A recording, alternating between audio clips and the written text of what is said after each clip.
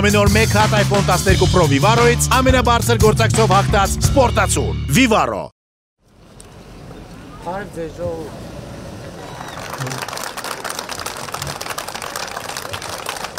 Ժողովուրդ ջան, 44-օրյա պատերազմի ընթացքում Գետափ համայնքից զոհվել են լեյտենանտ Համայա Գրիշայի Կարապետյանը, լեյտենանտ Սևան Սուրենի Խորենյանը, կրծեր սերժանտ Գարիկ Ազատի Դանելյանը, շարքային ժամկետային Հովիկ Արտաշեսի Սահակյանը, շարքային ժամկետային Յուրա Արշակի Ասրյանը, շարքային պայմանագրային Կարեն Վլադիկի Եղոյանը։ Նախ մեկ րոպե լռությամբ հարգենք մեր զոհվածների հիշատակ։ Ժողովուրդ ջան, այսօրվա մեր այցի նպատակն է շփվել մենք ըստ էության անցած տարվա մարտի ծեսկում շփումներ չենք ունեցել եւ գործնականում մենք այս տարածքում ենք, երբ որ կորոնավիրուսի համավարակի հետ կապված վերջին հանդիպումը Արենի համայնքում ենք ունեցել, որից հետո այդպես մինչև պատերազմի ավարտը 2020 թվականին համարյա ըստ էության մարզային հանդիպումներ չենք ունեցել եւ մենք ուզում ենք այս ընթացքում տեղի ունեցած եւ տեղի ունեցող մի շարք իրադարձությունների եւ վիճակի մասին զրուցենք ձեզ հետ։ Առաջինը արձանագրումը տեսեք մենք ինչ խնդրի առաջ ենք կանգնում։ Հայաստանի Հանրապետության վարելահողերի 49%-ը ընդհանրապես չի մշակվում։ Վայոց ձորի վարելահողերի 74%-ը ընդհանրապես չի մշակվում։ Վայոց ձորում 15000 հեկտար գյուղատնտեսական նշանակության հող կա եւ այսօր ընդամենը 4000-ն է մշակվում։ 11000 հեկտար հողը չի մշակվում եւ այստեղից մեր շատ հարցերի պատասխաններ։ Սա ինչ նշանակում, սա նշանակում է այդքան հողի վրա արդյունք որ պետքա ստեղծվեր, չի ստեղծվել։ Դա պետքա խաղող լիներ, որը գինի դառնար, որը աշխատատեղ ստեղծեր, որը արտահանվեր, որը Հայաստանին արտարժութային եկամուտ բերեր, պետական բյուջեին եկամուտ բերեր, համայնքային բյուջեին եկամուտ բերեր, բայց այդ ամեն ինչը տեղի չի ունեցել։ Սա նշանակում է, որ այդքանով թեր ֆինանսավորվել են դպրոցները, այդքանով թեր ֆինանսավորվել են մանկապարտեզները, այդքանով թեր ֆինանսավորվել է առողջապահական համակարգը, այդքանով թեր ֆինանսավորվել է ճանապարհների կառուցումը, այդքանով թեր ֆինանսավորվել է զինված ուժերը։ Եվ այստեղ է, որ մենք բոլոր հարցերի պատասխանները պիտի գտնենք։ Բայց հիմա հարց ով է մեղավոր, որ այդ հողերը չի մշակվել։ Իհարկե առաջին հերթին կառավարությունը, պետությունը, որովհետև չի ստեղծվել համապատասխան պայմաններ այդ հողերի մշակման համար։ 30 տարի գիտեք ինչ են ծրագրերը, մեզ հիմա շատ են ասում են այդ ծրագրերը ինչ են կրճատել։ Որովհետև հա ինչ գյուղացիներին, ասենք ասում են սալարկա ենք բաժանում։ Գյուղացիներին հատկացված սալարկայի մինիմում կեսը ճամփեքին կորում էր։ Ասում են սելիտրա ենք բաժանում։ Սելիտրայի կեսը ճանապարհներին կորում էր։ Այսօր մենք ուրիշ բան ենք անում, այսօր զարգացման ծրագրեր ենք իրականացնում։ Ասում ենք, որ կաթիլային ոռոգում համակարգ մարդ եթե իր այգում քաշում է, մենք փողի մի մասը հետ ենք տալիս։ Խելացի անասնագոմ կառուցումը փողի մի մասը հետ ենք տալիս։ 3-ից 15 միլիոն դրամանոց 0%-ով վարկեր ենք տալիս, որպեսզի կոնկրետ ներդրումային ծրագրեր իրականացնեն մեր գյուղացիները։ Եվ մենք այսօր ուրիշ առաջարկություններ ունենք, ուրիշ ծրագիր կա, որը մենք առաջիկայում անպայման կընդունենք։ Մենք մտածում ենք, որ մինչև 3 հեկտար այն տնտեսությունները, որոնք կանցնեն կաթիլային ոռոգման, 5 տարի մենք իրենցից ոռոգման ջրի փող չուզենք։ Այսինքն, եթե մինչև 3 հեկտարանոց տնտեսություն ասում է կաթիլային ոռոգման, 5 տարի ջրի, ոռոգման ջրի մասին է խոսքը, ընդհանրապես գումար չուզենք։ Սա ինչի համար ենք անում, սա անում ենք, որպեսզի մեր մշակվող հողատարածքների թիվը ընդլայնվի։ Հաջորդ ծրագիրը մենք մեկնարկել ենք ջրամբարաշինության ծրագիր Հայաստանի Հանրապետությունում։ Ամեն տարի մեր լեռներում տարեկան 7 միլիարդ խորանարդ մետր ջուր է ձևավորվում։ Բայց մենք ամբարում ենք դրանից ընդամենը 1 միլիարդը։ Այն 6 միլիարդը գնում կորում է։ Այդ 6 միլիարդը ժամանակակից տեխնոլոգիաների կիրառմամբ հերիք է դեռ մի բան էլ ավել, որպեսզի մենք մեր բոլոր հողատարածքները այնտեղ որտեղ ֆիզիկապես հնարավոր է կարողանանք ոռոգելի դարձնել, կաթիլային եղանակով կամ անձրևացման եղանակով։ Այսօր մենք ինչ ենք անում, ասում են ինչա փոխվել, տասնյակ գյուղեր Հայաստանի Հանրապետությունում, որ 80-ականներից այս կողմ ճանապարհ չեն ունեցել, ճանապարհները նորոգվել է, Խնձորոտ գյուղում էինք մենք այսօր, 14 կիլոմետր ճանապարհ է նորոգվել, 2 միլիոն դոլարի ներդրում արվել, պետությունը 2 միլիոն դոլար է ծախսել, որ Խնձորոտ գյուղի ճանապարհը նորոգի։ Խնձորոտ գյուղը իր անկախությունից ի վեր հաստատ երբեք 2 միլիոն դոլարի ներդրում չի ունեցել, երբեք։ Այդպիսի տասնյակ գյուղեր կան Հայաստանի Հանրապետությունում, որ 18 թվականից հետո ճանապարհ են ստացել։ Ճանապարհը շատ կարևոր է։ Ես այսօր գնացի Խնձորոտում նայեցի, միջև գյուղի վերջին տան մուտքի դեմը ասֆալտ է արած։ Սա առաջին հերթում պետության վերաբերմունքն է քաղաքացու նկատմամբ։ Բայց մենք դա անում ենք, որպեսզի գյուղը դառնա միջավայր ներդրումների համար, աշխատելու համար։ Ու հա պարզ է, բոլոր խնդիրները չենք լուծել 3 տարվա մեջ։ Բայց Խնձորի գյուղի օրինակը եւ այդպիսի տասնյակ գյուղերի օրինակը, որ 84 թվից ճանապարհ չի նորոգվել։ 84 թվից, այսինքն 84 թվին այդ ճանապարհը կառուցվել է եւ էլ ընդհանրապես չի նորոգվել։ Եվ մենք պետք է մենք խնդիր ենք դրել այո հատ գնալ եւ այս բոլոր խնդիրները լուծել, բայց փիլիսոփայական առումով մենք երկու ուղերձ ունենք այսօր ձեզ տալու։ Առաջինը, որ մեր բոլոր խնդիրները պետք է լուծվեն աշխատանքով։ Չկա այդպիսի խնդիր, որ լուծվի առանց աշխատանքի։ Առանց աշխատանքի հնարավոր չի որևէ բան անել։ Բայց մենք այսօր Հայաստանում բազմաթիվ թափուր, մենք գիտեք չէ, որ բազմաթիվ մարդիկ աշխատանք են փնտրում։ Բայց մենք բազմաթիվ աշխատատեղեր ունենք, որոնք թափուր են համապատասխան մասնագետների չլինելու պատճառով։ Դրա համար մեր հաջորդ խնդիրը որն է կրթության ոլորտի բարեփոխումները։ Որպեսզի մեր երեխաները սկսած, նախ մենք ինչ ենք ասում, հանրապետության բոլոր բնակավայրերում պետք է լինեն նախակրթարաններ։ Երեխեքի կրթությունը պետք է սկսի ըստ էության, երբ որ ինքը թոթովախոս սկսում է խոսալ, այդ ժամանակից իր կրթությունը պետք է սկսի։ Հաջորդը դպրոցներում մենք ինչ խնդիր ունենք։ Դպրոցում խնդիր ունենք ուսուցիչների աշխատավարձի եւ ուսուցիչներին խթանելու, որ իրանց որակավորումը անընդհատ բարձրանա։ Մենք դրա համար մի եղանակ ենք ստեղծել, որ այս տարվանից արդեն կսկսի ուսուցիչների աշխատավարձը 30-ից 50%-ով կբարձրանա։ Ինչպես մենք առայժմ 5 առարկաների ուսուցիչների հրավիրում ենք ատեստավորում անցնել, այսինքն իրանց բարձր որակավորումը հաստատել եւ որակավորումը բարձրացնել։ Նրանք, ովքեր այդ ատեստավորումը կանցնեն, արդեն նոյեմբերից 30-ից 50% ավելի բարձր աշխատավարձ կստանան։ Հետագա աշխատանքի ընթացքում նրանք հնարավորություն կունենան կրեդիտներ, այսինքն միավորներ հավաքել եւ այդ միավորների հաշվին ավելի բարձրացնել, հետեւողական անընդհատ բարձրացնել իրենց աշխատավարձը։ Հեռավոր գյուղերում դպրոցների հարցը լուծելու համար մենք նախ դպրոցաշինության հսկայական ծրագիր ենք իրականացնում։ Վերջին 3 տարում տասնյակ դպրոցներ եւ մանկապարտեզներ են շահագործման հանձնվել։ Բայց կա նաև ուրիշ խնդիր, ինչպես լուծել հեռավոր գյուղերի մասնագետների հարցը։ Մենք այդ վերապատրաստված եւ բարձր որակավորում ունեցող ուսուցիչներին նաև ավելացնում ենք իրանց գործուղման փողը, որպեսզի երբ որ իրանք գնան գործուղման հեռավոր գյուղեր եւ դասեր վարեն, այնքան գումար ստանան, որ դա իրանց հետաքրքրի։ Հաջորդը մենք հեռավոր կրթության համակարգ ենք մտցնում, այդ հեռավոր գյուղերի համար, որ այս բարձր որակավորում ունեցող ուսուցիչները նաև հեռավոր դասեր վարեն միանգամից տարբեր տեղերում, որ երեխեքը նստեն իրենց դասարաններում, էկրաններին երևա այդ բարձր որակավորում ունեցող ուսուցչի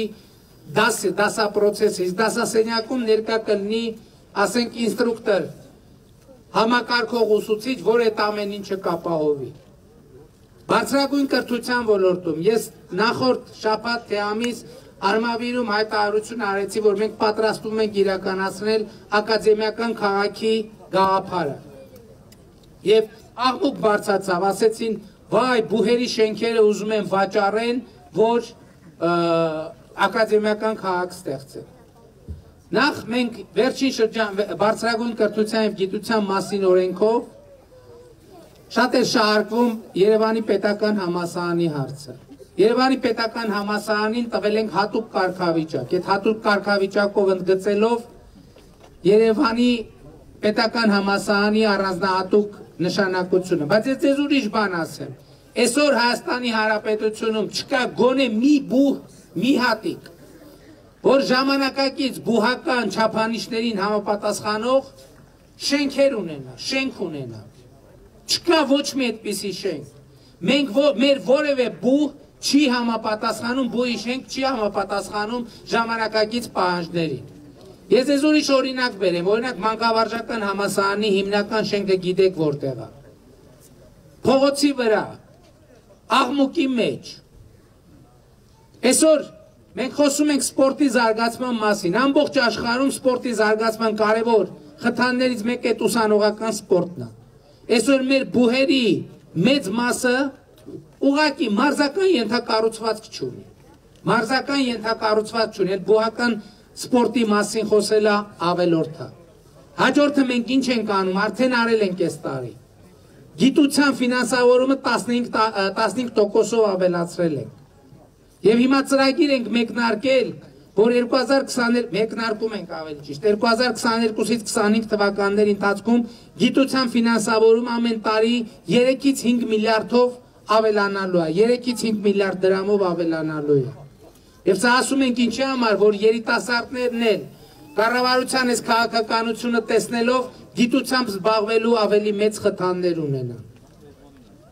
Հաջորդ մեր ուղղությունը շատ հարց է հնչում, թե որն է մեր երկրի արտաքին անվտանգությունը ապահովելու մեր տեսլականը։ Ես արդեն հայտարարել եմ, որ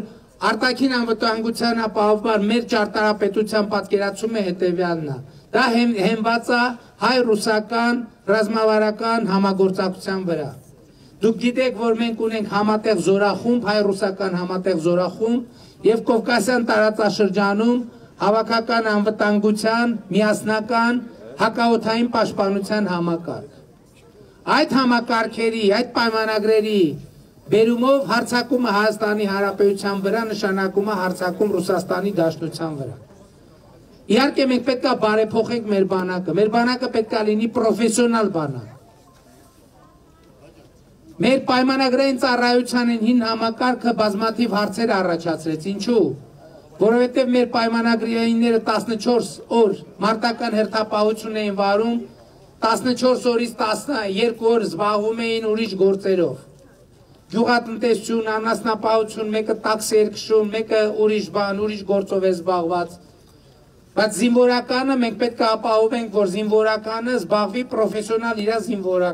զինվորականությամբ։ Աշխատավարձն է պետք բարձրացնել, ծառայությունն է պետք գրավիչ դարձնել։ Իսկ ժամկետային զինծառայության համակարգը ընդհանրապես պետք է փոխել։ Մենք պետք է մտածենք, որ ժամկետային պարտադիր զինծառայությունը ժամկետ էականորեն կրճատենք, ասենք տարբեր գաղափարներ կա, կքննարկենք։ Օրինակ կա գաղափար, որ պետք է լինի, ասենք օրինակ 5 տարին մեկ 3 ամսյա կամ 2 ամսյա ծառայություն, որպեսզի երիտասարդները բոլորը այդ մարտական նվազագույն հմտություններին տիրապետեն։ Եվ պրոֆեսիոնալ բանակ մենք պետք է ունենանք այով, երբ որ զինվորը պրոֆեսիոնալ, ինքը ուրիշ գործով չի զբաղվում։ Բայց սրա համար ինքը պետք է շատ բարձր էական աշխատավարձ ստանա, եւ մենք հիմա այդ process-ը սկսել ենք։ Առաջիկայում մեր մի շարք մենք աշխատում ենք, որ պայմանագրայինների աշխատավարձը սկսվի լինի մոտավորապես 300,000 դրամի կարգի, 300-320,000 դրամի կարգի։ Հաջորդ կարևոր խնդիրը տարածաշրջանային կայունությունն է։ Այսօր շատ են վախեցնում, գիտեմ, ժողովուրդ, որ ասում են, վայ, պատրաստվում են ճանապարհ տալ։ Մենք պատրաստվում ենք ոչ միայն ճանապարհ տալ, այլ պատրաստվում ենք ճանապարհ ստանալ։ Որովհետև մեր մեծագույն տնտեսական խնդիրն է, որ մենք անկախությունից ի վեր ըստ էության երկաթուղային կապից զրկված ենք 92-93 թվականից։ Եվ մեզ համար կենսական կարևոր խնդիր է ունենալ վերականգնել երկաթուղային կապը Իրանի Իսլամական Հանրապետության եւ Ռուսաստանի Դաշնության հետ։ Այս ճանապարհը ունենալու համար մենք պետք է այո Ադրբեջանին նաեւ ճանապարհ տանք օգտագործելու դեպի Նախիջևան։ Որտեւ եթե չտանք ճանապարհ չենք ունենա ճանապարհ, եթե ուզում ենք ունենանք ճանապարհ, պետք է տանք նաեւ ճանապարհ։ Շատ աշահարկում Ադրբեջանի նախագահը անընդհատ ասում է Զանգեզուրի միջանց, Զանգեզուրի միջանց, Զանգեզուրի միջանց եւ մեր ներքին կյանքում էլ է դա շահարկում։ Ես էլ եմ ասում նոյեմբերի 9-ի հայտարարության մեջ ոչ միջանց, ոչ Զանգեզուր, ոչ Մեղրի արտահայտություն չկա։ Բայց եթե իրանք շարունակեն ասել Զանգեզուրի միջանց, մենք եք ասենք Նախիջևանի միջանց։ Եթե իրանք Զանգեզուրով են, այսպես ասած, տրանսպորտային միջանցք են դնում անունը, ուրեմն մենք էլ Նախիջևանով ենք, մենք էլ Նախիջևանի միջանցք ենք ստանում։ Ուրեմն մենք էլ հյուսիսադրբեջանական միջանցք ենք ստանում։ Եվ երբ որ երկաթուղային հաղորդակցությունը վերականգնվի, մենք հնարավորություն ենք ունենում մեր երկրի արդյունաբերական երբեմնի փառքը վերականգնել։ Եվ դրա համար անկյունակարային նշանակություն ունի պղնձի այն պաշարները, որ ունի Հայաստանի Հանրապետությունը։ Երեք ընդամենը 2 օր առաջ պղնձի 1 տոննան գինը պատմական ռեկորդ է սահմանել $9,000։ Օրինակ 2001 թվականին պղնձի 1 տոննան եղել է $1,500։ 2 օր առաջ դարավ $9,000։ Ինչն է պատճառը։ Որովհետև աշխարհում պղնձի պահանջարկը ավելանում է։ Դրա պատճառն ինչ է։ Որովհետև աշխարհը ներքին այրման շարժիչների ցանցում է կատարում դեպի էլեկտրոմոբիլներ։ Էլեկտրոմոբիլների շարժիչի ամենակարևոր կոմպոնենտները պղնձից են պատրաստվում։ Այսպես ասած, վերականգնվող էներգետիկայում պղինձը առանցքային նշանակություն ունի։ Եվ հետևաբար մենք ինչ խնդիր պետք է լուծենք։ Մենք խնդիր պետք է լուծենք, որ մեր երկրից ընդհանրապես հանքաքարշ արտահանվի։ Այլ արտահանվի պղինձը ձուլվի Հայաստանի Հանրապետությունում եւ հետագա մշակումներ անցնի Հայաստանի Հանրապետությունում։ Խորհրդային միության ժամանակում Հայաստանում կաբելի, հաղորդալարերի, լարերի հսկայական արդյունաբերություն է եղել։ Եվ այդ արդյունաբերությունը փակվել է հենց այդ պատճառով, որ մենք ըստ էության պղնձի ձուլման կամ որպես հումք օգտագործելու հնարավորություններն են սահմանափակվել։ Եվ երբ որ մենք ունենանք ճանապարհների հաղորդակցության վերականգնում, պղնձի ձուլում, այսինքն պղնձաձուլարան, պղնձի հետագա վերամշակման, այսինքն ձուլեցիր ձուլակտոր, բայց դրանից ապրանք ստանալու պրոցեսն էլ է կարևոր։ Այդ արտադրությունները նույնպես պետք է կազմակերպել Հայաստանի Հանրապետությունում։ Սա մեզ հնարավորություն կտա այնքան մեծացնել մեր երկրում էլեկտրաէներգիայի պահանջարկը, որ այո նոր ատոմակայանի կառուցումը կդառնա իրական։ Ես հիմա ուզում եմ անդրադառնալ նաև Ղարաբաղի հարցին։ Տեսեք, նախորդ օրը խորհրդարանում շատ մանրամասն քննարկում ենք ունեցել։ Ես չգիտեմ դուք առիթ ունեցել եք, հետևել եք, թե չեք հետևել։ Բայց ուզում եմ մի այսպիսի նյուանս ավելացնեմ այս ամեն ինչին։ Իմ խորին համոզմունքը այն է, որ եթե նույնիսկ այս պատերազմը անխուսափելի պատերազմ է ժողովուրդ։ Ինչու՞։ Որովհետև 2018 թվականի դրությամբ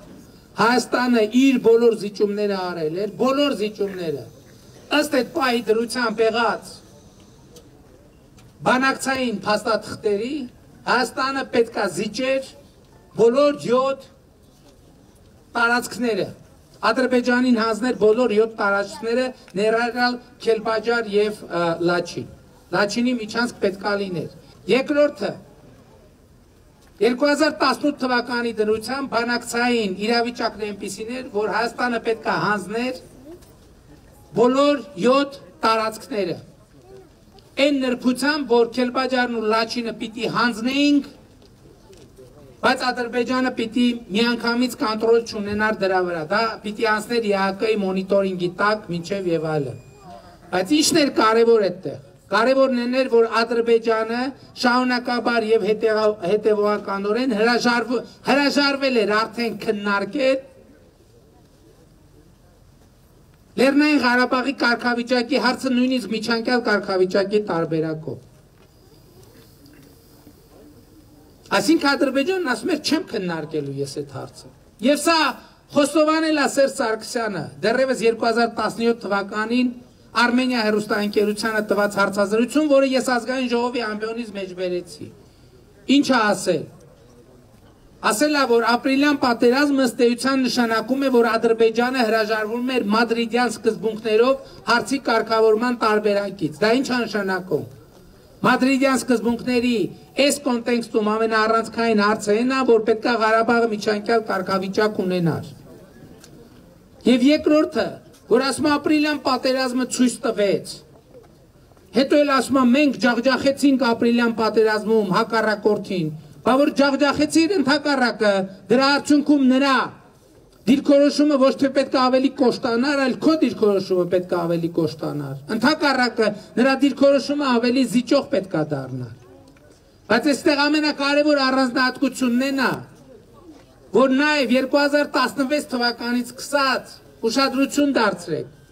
նաև միջնորդներն են սկսել պաշտպանել Ադրբեջանի այդ դիրքորոշումը։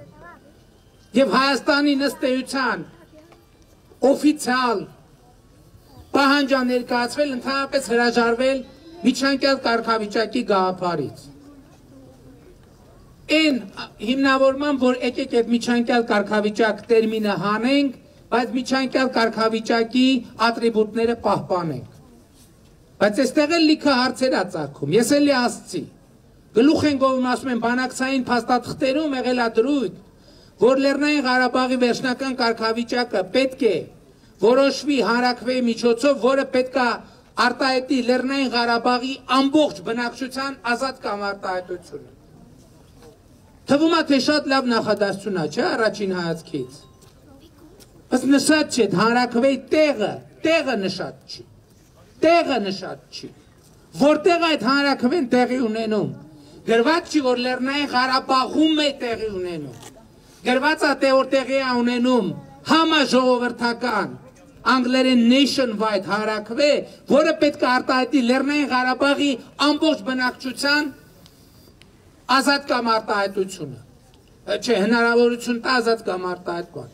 Ու այստեղ է որ գալիս է հարցը, բա մենք հարցնում ենք, որ այս բանը որտեղ է տեղի ունենալու, այս հանրաքվեն տեղը չի նշած լինելու։ Ադրբեջանն ասում է, դա պետք է ամբողջ Ադրբեջանի տարածքում լինի այդ հանրաքվեն, որ որոշվի Լեռնային Ղարաբաղի կարգավիճակը։ Բա մենք հետո միջնորդերին ասում ենք, բա այս բանավեճը ո՞նց է լուծվելու։ Ասում են, դե դուք ո՞նց պայմանավորվեք, տենց էլ լուծվելու է։ Հաջորդ, այդ որ ես ասում եմ Շուշիի հարցը միշտ էլ եղել է։ Ինչ է նշանակում Լեռնային Ղարաբաղի ամբողջ ժողովուրդ։ Ինչ է նշանակում։ Հղումը արված փաստաթղթերի ինդեղից ուրիշ փաստաթղթի, ինդեղից ուրիշ փաստաթղթի, ինդեղից մի հատ ուրիշ փաստաթղթի, որ Ադրբեջանին հնարավորություն է տալիս ասել, որ Լեռնային Ղարաբաղի ժողովուրդ են, ոչ միայն են 40,000 ադրբեջանցիները, որոնք 92-91 թվականին հեռացել են Լեռնային Ղարաբաղից, այլև նրանց հետո ծնված նրանց երեխաները, նրանց թոռները, նրանց ծոռները, սա ինչի եմ ասում։ Սա ասում եմ ցույց տալու համար, որ այսօր ասում են իշխանությունը բանի արժանապատիվ խաղաղության հնարավորությունը բաց թողեց։ Չի եղել արժանապատիվ խաղաղության հնարավորություն։ Ես ձեզ ավելին ասեմ։ Եթե այս ամեն ինչին մենք համաձայնվեինք, Ադրբեջանը չէր համաձայնվելու։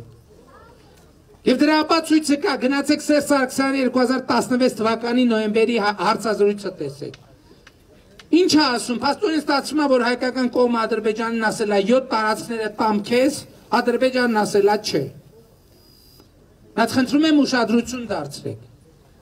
Հայկական կողմը ասել է 7 տարածքները տամ քեզ, Ադրբեջանը ասել է ոչ։ Ասել է ոչ, ժողովուրդ։ Ինչի, որովհետև ինքը ասել է Ղարաբաղն էլ պետք է տաս։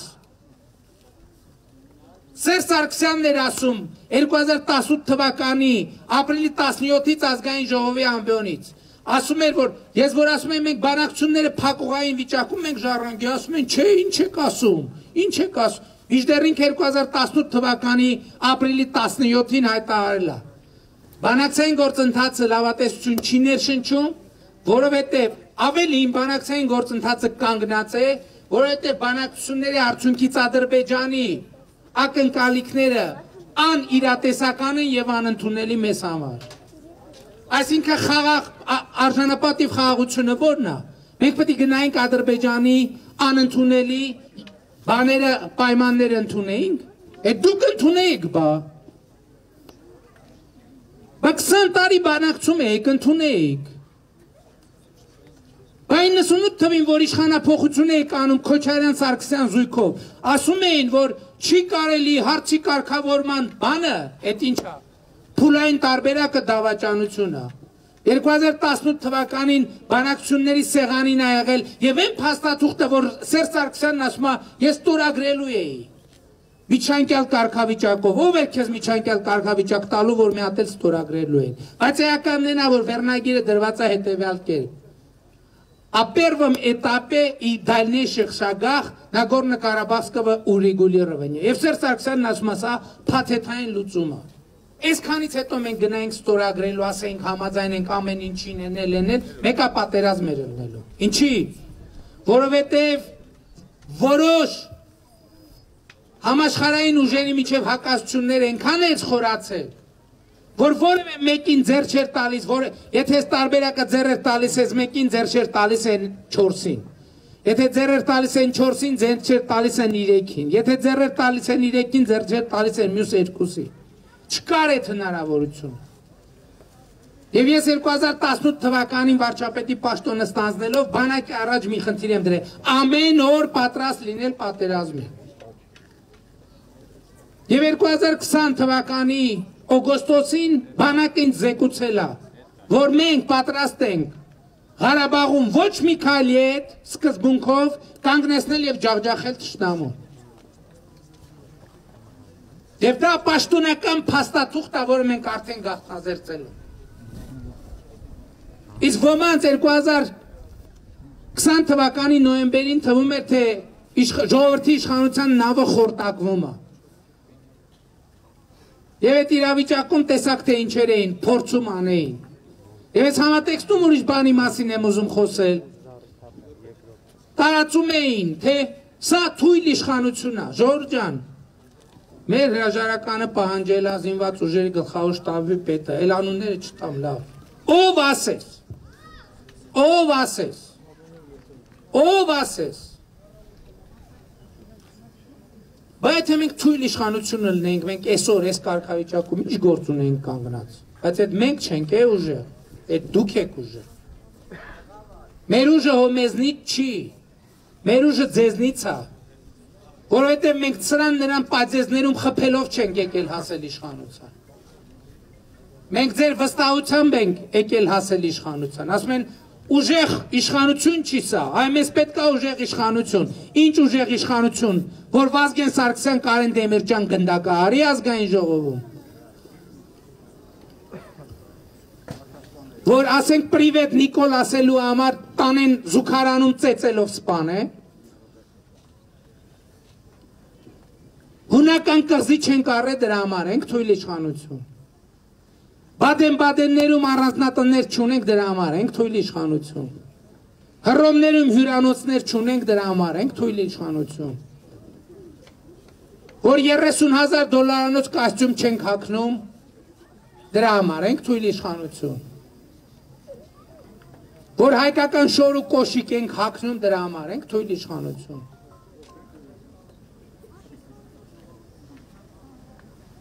Բայց ես ուզում եմ ասել նաև, ինչի համար է հաջորդ ուղերձը, որ եկել եմ ձեզնից ներողություն խնդրեմ, ժողովուրդ ջան։ Ներողություն խնդրենք, որ 3 տարում այո չենք հասցրել վերականգնել այն ամեն ինչ, որ չի արվել 30 տարում։ Շատ բաներ կարող էինք ավելի լավ անել, բայց ուղղակի եղել նույն Ղարաբաղի վիճակը, Ղարաբաղի բանը։ Ես շատ եմ նայում, ոնց կարող ենք Կան իրավիճակներ, որոնք անհաղթահարելի են։ Սա այդ իրավիճակներից մեկն է եղել։ Բայց մենք, հիմա հողակ ասեք բան, հա ինչ, ներողություն խնդրեցիր, անցար գնացիր։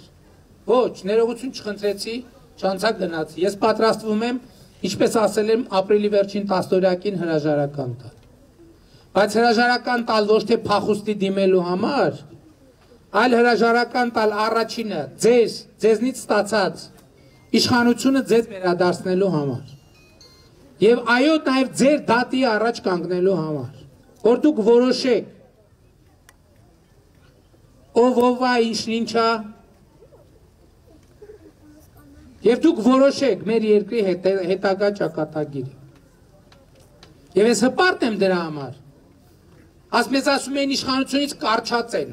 մենք աթոռից չենք կարճած։ Մենք այո եղունգներով ու ատամներով պահել ենք ձեզ պատկանող իշխանությունը, որ այդ իշխանությունը դրան ձեռը չընկնի։ Բայց եթե հանկարծ դուք կորոշեք, որ պետք է ինաստակ, այդ մի րոպե ժողովրդի որոշմանը մենք խոնար ենթարկվելու ենք։ Մենք խոնար ենթարկվելու ենք։ Եվ մի հատ այսպիսի հանգամանք էլ կա։ Մենք շատ ենք քննադատում դատական համակարգի համար։ Դուք էլ եք, չէ՞ քննադատում։ Շատ։ Ճիշտ է, մեզ ասում են այս ինչին չեք դատել, ինչին չեք նստացրել եւ այլն եւ այլն։ Երկու բան եմ ուզում ասել սրա հետ կապված։ Առաջինը, եթե կա մարդ, որին մենք չենք դատել, ընդ որում ինձնից սկսած, դուք հնարավորություն ունեք առաջիկա խորհրդարանական ընտրությունների ընթացքում դատելու, ձեր դատը անելու։ Երկրորդը, մենք, երբ որ հեղափոխություն ենք արել, մեր ամենակարևոր խնդիրներից մեկը կարգախոսներից եղել է Հայաստանում արդարություն եւ արդարադատություն հաստատելը։ Արդարությունը ընդհանրապես շատ բարդ բան է, ժողովուրդ, թե պարզ է։ Բայց այն ինչ որ մեկի համար արդար է, մյուսի համար անարդար է։ Բայց արդարադատությունն ու արդարադատությունը ունի մի հատ շատ մեծ անկյունակարային բանաձև։ Ասում է ավելի լավ է հանցագործը մնա ազատության մեջ, քան անմեղ մարդը հայտնվի բանտում։ Սա ինչ է կարևոր, որովհետև հանցագործին ոնց է լնի, երբ է լնի հնարավորություն ունես, այսօր չես կարողանում ապացուցել, վաղը կարող ես ապացուցել։ Այսօր աշխարհում գիտեք ինչ է տեղի ունենում, 82-75 թվականներին տեղի ունեցած չբացահայտված հանցագործություններ են բացահայտում եւ մարդասպանին դատում են։ Որովհետեւ այն ժամանակ ԴՆԹ անալիզներ են վերցրել, բայց այն ժամանակ զարգացած չի եղել, որ նույնականացնեն մարդու հետ։ 30-40 տարի հետո ԴՆԹ անալիզը նույնականացնում են, մարդուն գնում են դատում են։ Բայց եթե անմեղ մարդուն մենք բանտ նստացնենք, մի տարի, 5 տարի, թե 10 տարի, եթե նույնիսկ վերջում պարզենք, ընդունենք, որ ինքը անմեղ է, ներողություն խնդրենք, ազատ թողենք, էլի իր նկատմամբ անարդարությունը չենք կարող վերացնել, որովհետև մենք իր ընտանիքին տառապանք պատճառեցինք արդեն, չենք կարող էլ վերացնել։ Եվ ես որպես հետևություն, հետևյալն եմ ուզում ասեմ, այսօր Հայաստանի Հանրապետության բանտերում ավելի քիչ մարդ կա, քան երբևէ։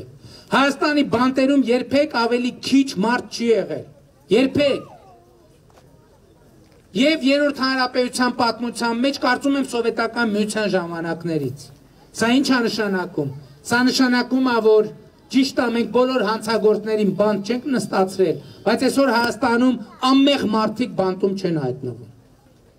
Անմեղ մարդիկ բանտում չեն հայտնվում։ Էսա արդարության եւ արդարադատության ամենակարևոր բանը։ Մեղավորները եթե մեղավոր են, վաղ թե ուշ նրանք պատասխանատվության կենթարկվեն։ Կարևոր է, որ մենք հիմա անմեղ մարդկանց բանտում չենք պահում, որ հետո չենք կարալու նրանց առաջ պատասխանը տանք։ Եվ այս ամենի բերումով, այս ամեն ինչի բերումով հաջորդ կարևոր եւ վերջնական ուղերձը, որ եկել են, որ ձեզ տամ, հետեւյալն է, որ Հայաստանի Հանրապետությունում եւ Արցախում ապագա կա, ժողովուրդ ապագա կա, մի հավատացեք, բոլոր նրանց, ովքեր ուզում են ասեն, թե այս երեխաների ապագան խորտակված է, ոչ մեր նահատակները զոհվել են, այո, որ Արցախը կանգուն մնա, որ Հայաստանը կանգուն մնա, որովհետև ես ձեզ մի բան ասեմ, օրինակ շատ են ասում են Ադրբեջանը ինչի, գերիներին չի վերադարձնում, ես ձեզ մի բան ասեմ, Ադրբեջանը, այո, այդ պատերազմում, Ադրբեջան, Թուրքիա, Պակիստան միասին, այդ պատերազմում հաղթել են, բայց այդ պատերազմի արդյունքներից բավարարված չեն իրանք։ որովհետև իրանց պետք էր ամբողջ Լեռնային Ղարաբաղը առնել կոնտրոլի տակ եւ հայաթափել ամբողջությամբ։ Մեր նահատակների արյան գնով այո Արցախը վիրավորա, բայց կանգուն է։ Եվ մեր երեխաների ապագան այո շատ մեծ անորոշություններ մտավ, բայց այդ ապագան կանգուն է եւ այդ ապագան ազատ է եւ երջանիկ, այդ ապագան հզոր է, որտեղ մենք իրար հետ մենք իրավունք չունենք հանձնվել։ Շատ ծանր է եղել ժողովուրդ, շատ ծանր։ Այս վերջին 5 ամիսը մենք ապրել ենք դժոխքում, բայց մենք չենք հանձնվել հանուն ձեզ։ Եվ դուք էլ չպետք է հանձնվեք հանուն այս երեխեքի։ Եկեք պայմանավորվենք, որ մենք չենք հանձնվելու։ Մենք հանուն ազատ, երջանիկ, հզոր Հայաստանի պայքարը տանելու ենք մինչև վերջ։ Մենք հանուն այս փոքրիկների ապագայի պայքարելու ենք մինչև վերջ։ Եվ ես համոզված եմ, առաջին հերթին դուք եք դա անելու, դուք ինչ կորոշեք, մենք այդ որոշմանը հնազանդ կենթարկվենք։ Բայց մեզ համար ամենակարևորն է նա, որ մենք ձեզնից ստացած իշխանությունը մենք կոռուպտ չենք արել եւ այդ իշխանությունը մենք վերադարձնում ենք ձեզ։ Ոնց որոշեք, այնպես էլ կլինի, բայց մի բան պարզ է, ժողովրդի դեմը խաղ չկա, որևէ մեկը ժողովրդի առաջ չի կարող թպրտալ եւ այս վերջին 5 ամիսները դա ցույց տվին, որովհետեւ այսպես կոչված պսևդոէլիտան որոշել էր, որ ինքը ամենատարբեր ինտրիգների, հեղաշրջման փորձերի միջոցով պետք է Հայաստանում հեղաշրջում անի, բայց դա չստացվեց մենակ մի պատճառով, որովհետեւ դուք ուժեղ եք, որովհետեւ դուք հզոր եք, որովհետև դուք ազնիվ եք եւ անազնիվ խաղեր ոչ տալիս եք, ոչ էլ թույլ եք տալիս ուրիշներին։ Դրա համար է, որ ես այսքան տարի անընդհատ ու անհոգնել ասում եմ ձեզ բոլորիդ, սիրում եմ բոլորիդ, հպարտանում եմ բոլորովդ եւ խոնարհվում եմ բոլորիդ առաջ։ Շնորհակալ եմ ժողովուրդ։ Մենք շատ ենք սիրում։ Ես գիտեք ես ձեզ ինչքան շատ եմ սիրում, հա? Գիտեք ինչքան շատ եմ սիրում ձեզ։ Հաստատ։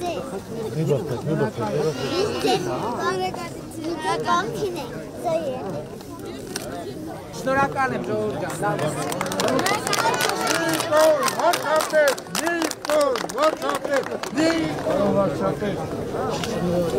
Մենք ձեզ հետ ենք։